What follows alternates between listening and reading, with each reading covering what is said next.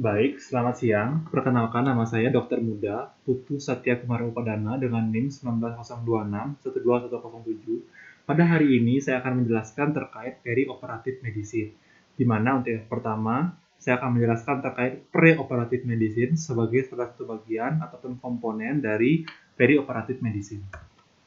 Baik, ini adalah outline yang akan saya bahas. Akan saya bahas yang pertama adalah terkait definisi, seperti apakah preoperatif medicine itu, kemudian periode, di mana terdapat suatu periode dalam perioperatif medicine nantinya, kemudian saya akan jelaskan terkait tujuan dan standar dasar pelayanan dalam preoperatif medicine, kemudian komponen, terdapat juga hubungan dokter dan pasien dalam preoperatif medicine, kemudian terdapat riwayat preoperatif dan pemeriksaan, dan nanti saya akan bahas terkait persiapan pasien preoperatif dan premedikasi yang diberikan kepada pasien preoperatif medicine ini. Jadi yang pertama adalah definisi apakah itu perioperatif medicine. Jadi yang kita bisa lihat pada gambar, terdapat satu pasien yang akan di bed ataupun di meja atau di bed pemeriksaan yang akan dilakukan tindakan. Kemudian terdapat tim medis di sini kita bisa lihat dan terdapat aktivitas pasien kembali. Jadi secara umum perioperatif medicine ini merupakan suatu ilmu kedokteran mengenai bentuk pelayanan dan perawatan yang diberikan kepada pasien yang akan menjalani suatu prosedur operasi hingga operasi tersebut selesai dan pasien dapat pulih kembali sepenuhnya dan mencapai fungsi fisiologis yang normal. Di mana di sini terdapat satu lingkaran yang mampu menggambarkan terkait perioperatif medicine, di mana terdapat behavioral and physical care models. Kemudian kita juga harus menilai bagaimana fungsi cognitive health dan optimisasi dari yang kita berikan ini. Kemudian juga terdapat identifikasi komorbid yang akan mampu mempengaruhi outcome dan bagaimana kita mampu memberikan pelayanan yang inovatif kepada pasien sehingga nantinya perioperatif medicine ini mampu mencapai tujuannya, yaitu pasien dapat pulih kembali sepenuhnya seperti keadaan sebelum dilakukan pembedahan pada pasien. Baik, jadi tujuan perioperatif ini ada tiga komponen, yaitu tujuannya ya tadi seperti saya jelaskan untuk mempersiapkan pasien untuk perawatan dan prosedur pada tahapan preoperatif, yaitu sebelum pasien dilakukan tindakan operasi, intraoperatif ataupun berhenti operatif, yaitu ketika pasien sedang dilakukan operasi, dan postoperatif. Umumnya ini juga dapat diberlakukan pada pasien yang sedang mengalami pembedahan mayor. Baik, di sini sudah saya jelaskan dan saya akan berikan gambaran. Ada preoperatif, kita bisa lihat ya di sini pasien diberikan informasi kepada oleh tenaga medis terkait prosedur yang akan dialami. Kemudian pada intraoperatif, di sini merupakan suatu multidisciplinary approach di mana terdapat berbagai macam dokter dengan masing-masing spesialisasi yang akan memberikan kemampuan dan penanganan yang terbaik untuk pasien, dan juga terdapat postoperatif di mana setelah pasien selesai dari prosedur operasi, di sini akan pasien akan mendapatkan suatu pelayanan dan penanganan terkait prosedur yang akan dialami oleh yang sudah dialami oleh pasien tersebut. Baik, di sini terdapat tujuan preoperatif medicine. Yang pertama, membangun hubungan dokter dan pasien. Di sini sangat penting karena apa? Seperti yang kita ketahui sendiri bahwa operasi ini merupakan suatu tindakan medis yang memiliki risiko yang cukup besar. Kemudian terdapat juga tindakan-tindakan yang mungkin mampu membahayakan baik dokter maupun pasien. Sehingga di sini perlu suatu hubungan yang baik antara dokter dan pasien, di mana dokter sebagai tenaga medis harus mampu memberikan penjelasan yang baik. Kemudian terdapat suatu penjelasan prosedur yang baik kepada pasien terkait tindakan-tindakan dan efek samping serta manfaat dan risiko yang mungkin ditimbulkan oleh tindakan operasi itu sendiri, sehingga pada nantinya terdapat suatu kesepakatan antara dokter dan pasien. Kemudian, selain itu, kita juga mampu menilai status dan kondisi umum pasien. Di mana apa saja yang kita nilai di sini? Yang pertama adalah riwayat preoperatif. Apakah di sini pasien memiliki riwayat preoperatif sebelumnya? Apakah pasien memiliki riwayat operasi sebelumnya? Kemudian, kita lakukan anamnesis, pemeriksaan fisik, dan penunjang. Karena apa? Pada saat operasi, kita akan memberikan suatu obat-obatan anestesia yang dapat mempengaruhi kondisi fisik pasien pada saat itu. Sehingga kita harus menjamin seperti apakah pemeriksaan fisik yang kita temui dan penunjang yang kita lakukan. Kemudian, kita harus mengidentifikasi mortalitas dan morbiditas pasien yang akan menjalani operasi itu. Sehingga nanti kita mampu memperkirakan bagaimana outcome ataupun hasil dari pasien yang akan menjalani operasi itu.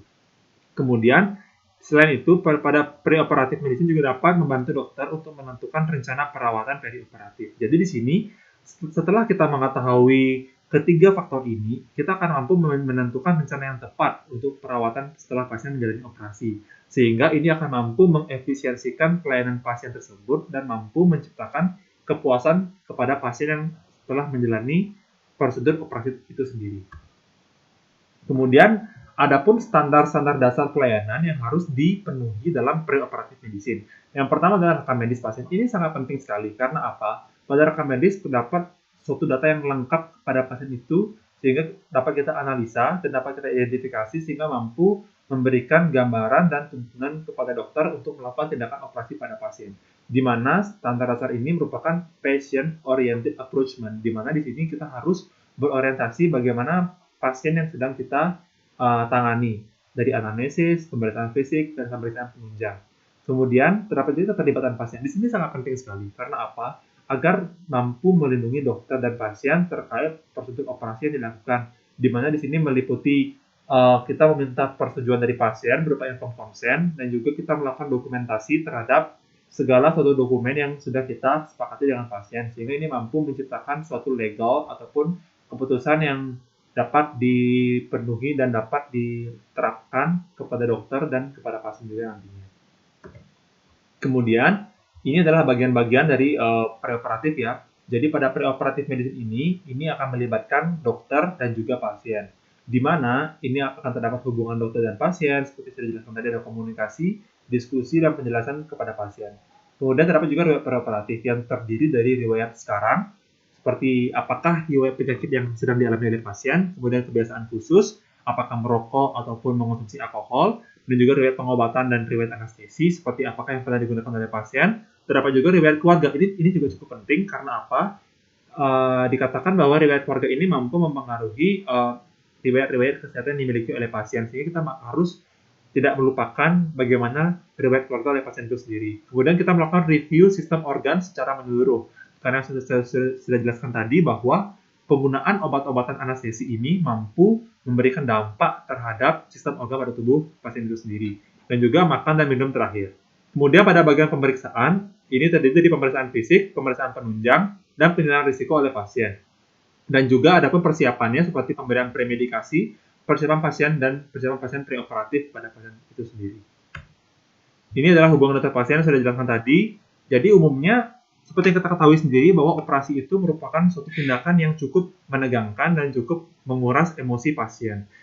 Karena itu, kita harus memberikan penjelasan yang baik dan berdiskusi terkait kecemasan pasien ketika akan menjalankan prosedur anestesi dan pembedahan. Kemudian, tidak kalah penting bahwa kita juga harus memberikan penjelasan kepada pasien mengenai metode anestesi, rencana penanganan nyeri, dan risiko tindakan apa yang akan dilakukan kepada pasien. Sehingga nantinya kedua komponen ini apabila terpenuhi akan mampu meningkatkan dan memberikan kepuasan pasien dan pelayanan yang efektif kepada pasien.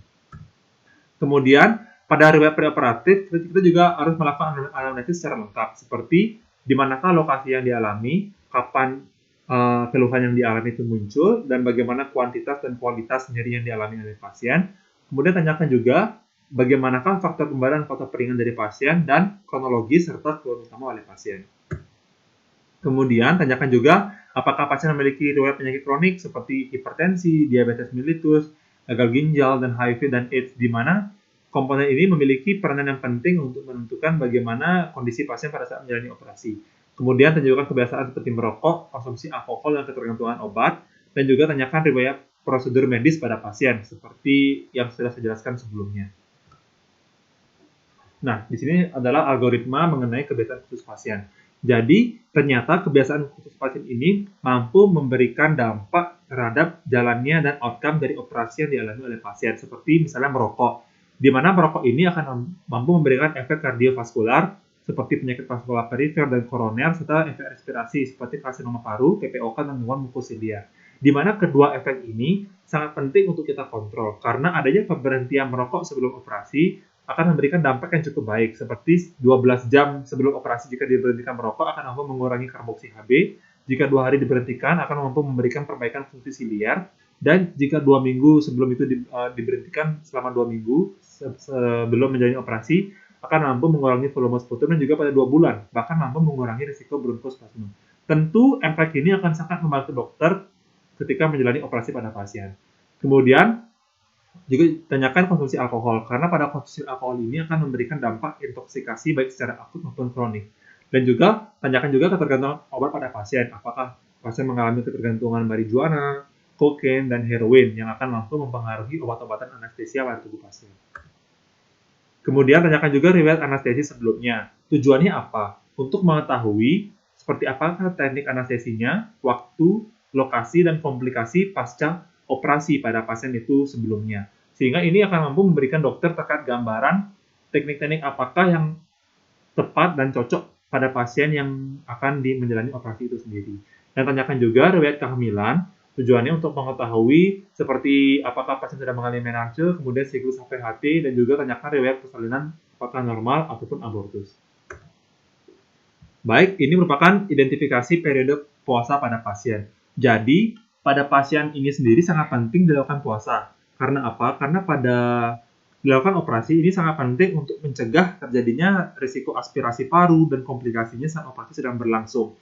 Sehingga sangat penting bagi kita untuk melakukan identifikasi terkait riwayat makan minum terakhir, jenis dan jumlah makanan yang dikonsumsi oleh pasien. Seperti air mineral, periode puasa minumnya 2 jam bisa dilihat sendiri, dan makanan ringan seperti 6 jam, dan susu minimal 6 jam untuk berpuasanya. Sehingga inilah sangat penting untuk melakukan anamnesis yang mendalam kepada pasien untuk mencegah terjadinya risiko-risiko yang tidak kita inginkan.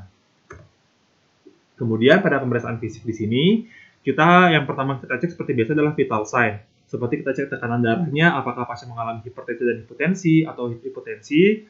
Kemudian kita cek nadi, respiration rate, dan suhu dan nyeri pada pasien. Kemudian kita harus amankan airway, breathing, dan circulation pada pasien. Ini dapat kita evaluasi melalui Mallampati score dan Lemon Airway Assessment Method yang akan dijelaskan nanti. Dan juga dapat dilakukan pemeriksaan penunjang berupa pemeriksaan darah tepi, serum glukosa, kreatinin, urea, dan elektrolit, serta fungsi hati, koagulasi, dan X-ray EKG. Di mana di sini tentu pasien harus memiliki indikasi-indikasi yang tepat untuk melakukan pemeriksaan penunjang yang sudah saya jelaskan tadi. Kemudian pada penilaian risiko, di sini kita menggunakan status fisik menurut American Society of Anesthesiologists ataupun ASA.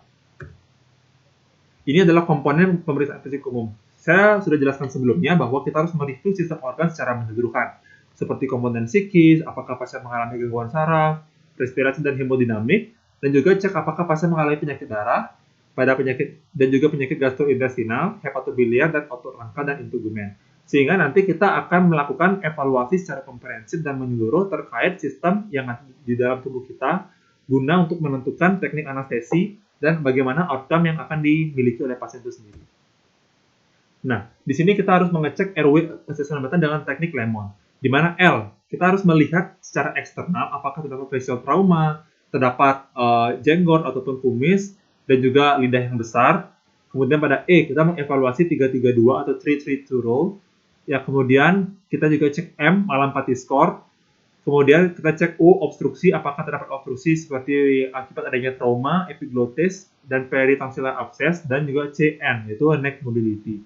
Nah, jika terdapat nilai lebih dari 3, maka ini akan cenderung memiliki kesulitan dalam melakukan proses intubasi pada preoperatif medicine ini. Ini adalah Mallampati score, di mana terdapat 4 kelas, ada kelas 1 sampai kelas 4, di mana pada kelas ini sendiri kita bisa lihat, kita mampu melihat tonsil dan uvula, serta sofalet secara jelas. Ini memiliki prognosis dan outcome yang paling baik untuk dilakukan intubasi. Kemudian pada kelas 2, di sini sudah mulai pengurangan, di mana kita hanya bisa melihat heart dan sofalet dan hanya portion atas dari tonsil dan uvula. Begitu juga pada kelas 3, di sini kita bisa lihat ya, terdapat soft dan hard pollen dan basis dari uvula dapat terlihat. Dan yang paling buruk adalah kelas 4, di mana pada kelas 4 kita hanya bisa mampu melihat hard palate-nya saja. Tentu pada kelas 4 ini akan memberikan outcome yang paling sulit bagi dokter untuk melakukan intubasi pada pasien. Ini merupakan 332 rule, di mana kita bisa lihat ini merupakan sebuah tindakan yang dilakukan pada dokter sebelum melakukan intubasi kepada pasien dan mengevaluasi risiko kegagalan dan dalam melakukan intubasi dan mengoptimisasi sumber daya yang ada. Di mana pada TRI ini kita mengevaluasi bagaimana pembukaan mulut pasien.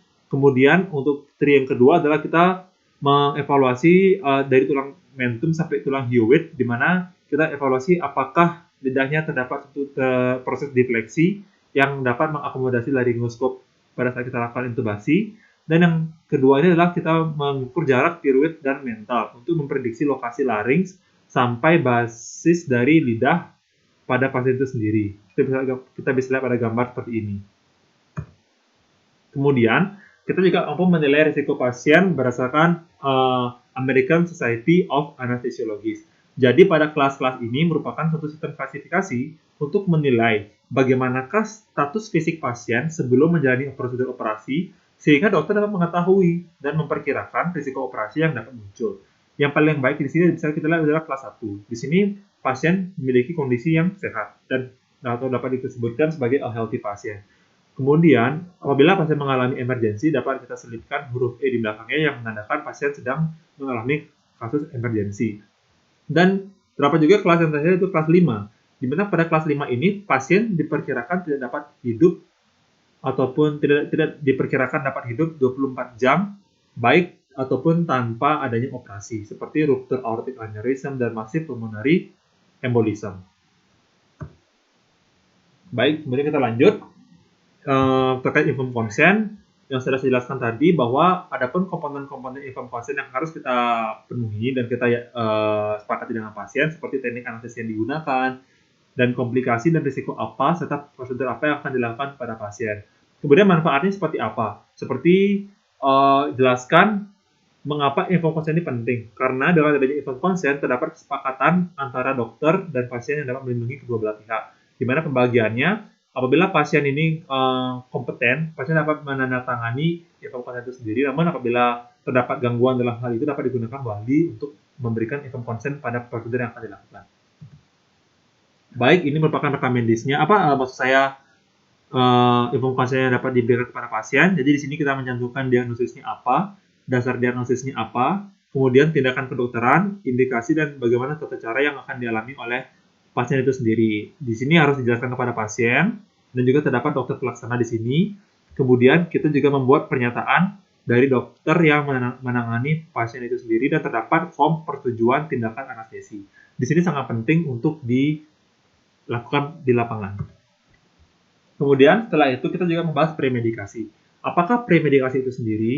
Seperti yang saya jelaskan tadi, bahwa operasi merupakan suatu peristiwa yang tidak diinginkan oleh seseorang ataupun tidak memberikan gambaran yang cukup tidak menyenangkan kepada pasien. Pasien akan mengalami gelisah, pasien akan mengalami stres, dan lain-lain. Kemudian terdapat juga kondisi-kondisi fisik yang mungkin akan menyusahkan dokter ketika melakukan tindakan-tindakan selama operasi berlangsung.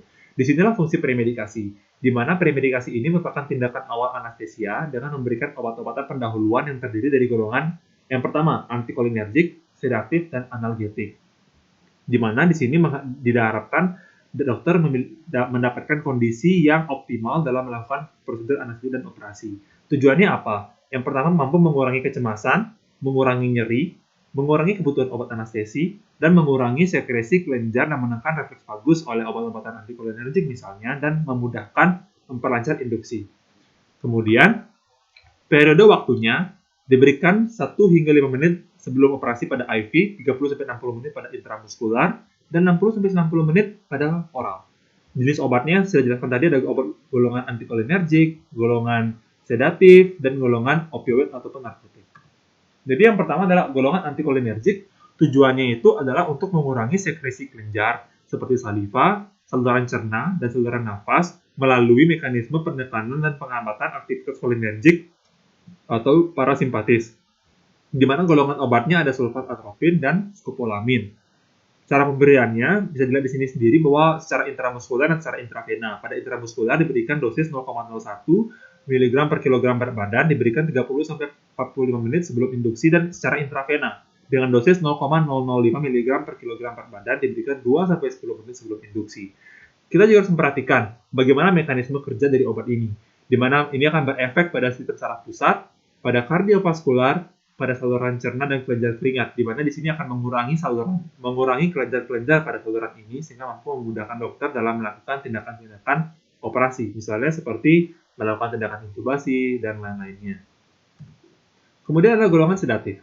Di sini definisinya adalah golongan sedatif ini berkhasiat untuk sebagai anti cemas dan menimbulkan rasa kantuk pada pasien, sehingga di sini akan mampu memberikan suasana yang nyaman bagi pasien prabedah dan bebas dari rasa cemas dan takut.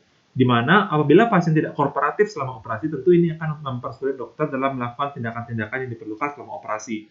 Adapun golongan obatnya seperti derivat fenotiazin, derivat benzodiazepin, butirofenon, barbiturat, dan antihistamin. Di mana ini akan berefek pada sistem saraf pusat, di mana ini akan mampu menekan sistem saraf pusat sehingga pasien mengalami suatu kondisi yang dapat menurunkan sistem kesadaran pasien sehingga pasien mampu masuk ke fase dua nanti operatif. Kemudian terdapat juga efek terhadap kardiovaskular, saluran cerna, dan kelenjar keringat.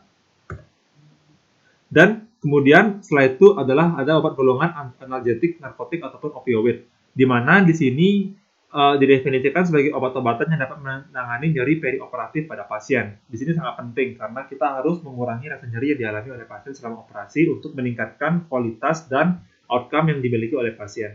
Di sini tujuannya yaitu analgetik dan efek sedatif. Golongan obatnya adalah alkaloid opioid, derivat semi-sintetik dan derivat sintetik, di mana ketiga golongan obat ini akan mampu berefek pada reseptor yang di dalam tubuh seperti reseptor mu, kappa, sigma, dan delta. Kemudian mekanisme kerjanya sama, yaitu ia juga memiliki efek terhadap sistem saraf pusat, respirasi, sirkulasi, dan sistem lain yang ada di dalam tubuh. Sehingga sebagai anestesiologis di sini sangat penting bagi kita untuk mengerti farmakologi dan bagaimana perjalanan obat pada tubuh manusia.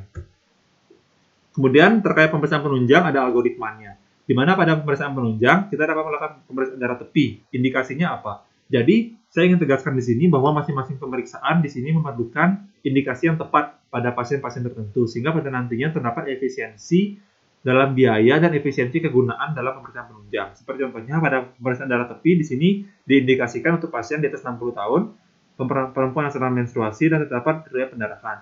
Pada serum glukosa dan kreatinin, urea elektrolit indikasinya pada pasien di atas 60 tahun dengan riwayat diabetes dan riwayat konsumsi steroid. Kemudian pada tes fungsi hati ini diindikasikan untuk pasien dengan riwayat penyakit hati, gangguan nutrisi, dan alkoholisme. Kemudian untuk koagulasi, di sini diindikasikan untuk pasien dengan riwayat gangguan koagulasi, riwayat pendarahan selama ataupun setelah trauma, dan riwayat konsumsi obat antikoagulan. Kemudian untuk X-ray diindikasikan untuk pasien di atas 60 tahun, riwayat penyakit jantung, kanker, dan penyakit saluran nafas, dan untuk EKG diindikasikan untuk pasien di atas 40 tahun dengan riwayat penyakit jantung dan hipertensi. Baik, sekian dan terima kasih terkait penjelasan mengenai preoperatif medicine. Terima kasih.